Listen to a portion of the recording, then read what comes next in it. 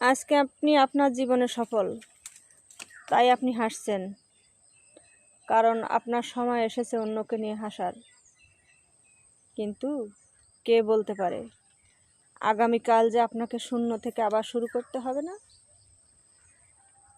নিয়তির উপরে না কারো হাত নেই।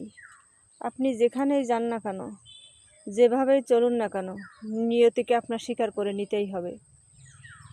নিয়তির বিরুদ্ধে আপনি কিছু করতে পারবেন না। আপনার মনে হয় আপনি সব কিছু জিতে নিয়েছেন? সত্যিই কি আপনি সব কিছু জিতে নিয়েছেন? সব কিছুই কি আপনার হাতের মুঠোয়? তাহলে একটু ভাবুন না, সব কিছু আপনার হাতের মুঠোয় না। আজকে যে মানুষটা পিছনে পড়ে আছে, যাকে আপনি দেখবেন না ভালো কথা, কিন্তু পিছে তো যাচ্ছেন, পিছেও তো যেতে পারেন না। কারণ কাল যে আপনাকে কেউ পিছে দেবে না, কে বলতে পারে? মহাশূন্যের মতো একরাশ শূন্যতা যে আপনার জীবনও ভর করবে না, এটা কি আপনি কখনো বলতে পারেন? না, বলতে পারেন না।